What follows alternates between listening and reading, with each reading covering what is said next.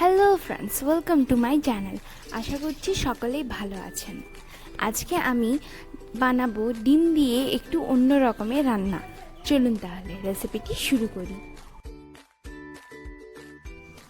একটা বাটিতে দুটো ডিম, পেঁয়াজ কুচি, লঙ্কা কুচি, ধনেপাতা কুচি, 3 চামচ বেসন, হাফ চামচ লঙ্কা গুঁড়ো, হাফ চামচ হলুদ গুঁড়ো দিয়ে ভালোভাবে মেখে নিতে হবে। আমি লবণ দিতে ভুলে গেছিলাম, তাই পরে দিয়েছি।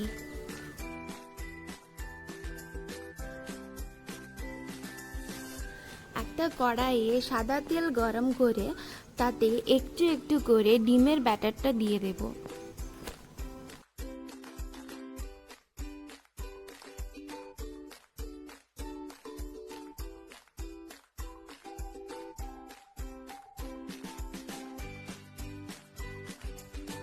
এক সাইডটা ভাজা হয়ে গেছে, এবার এগুলোকে উল্টে নেব। তো ভাজতে বেশি সময় লাগে না। ডিমের বড়াগুলো ভাজা হয়ে গেছে, এবার এগুলোকে এক এক করে উঠিয়ে নিচ্ছি।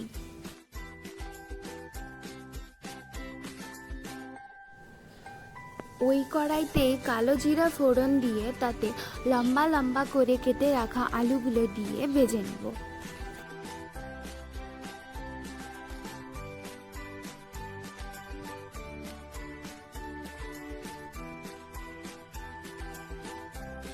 কিছুটা লবণ দিয়ে দিলাম।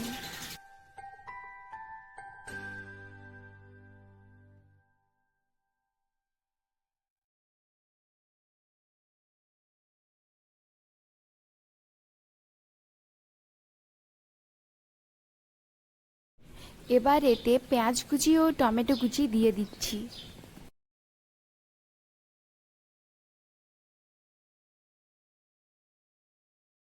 সামান্য হলুদ দিয়ে দিলাম।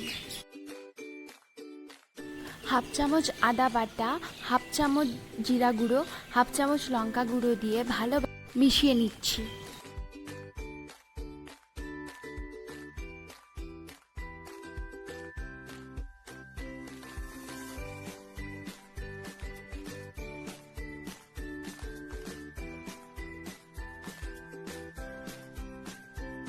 নেড়ে চেড়ে অল্প জল দিয়ে দিলাম।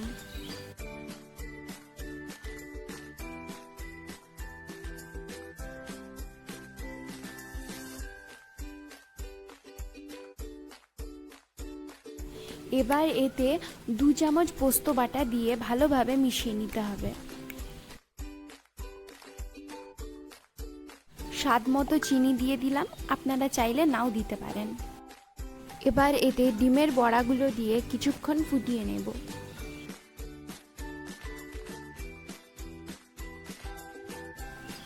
গরম মশলা ও ধনেপাতা দিয়ে নামিয়ে নিয়ে গরম গরম ভাতের সাথে পরিবেশন করুন। এইভাবে একবার বানিয়ে দেখুন, আশা করছি ভালো লাগবে। ভিডিওটি যদি ভালো লেগে থাকে তাহলে লাইক করুন এবং কমেন্টে জানান কেমন লাগলো। আর আমার চ্যানেলে যদি নতুন হয়ে থাকেন তাহলে সাবস্ক্রাইব করুন।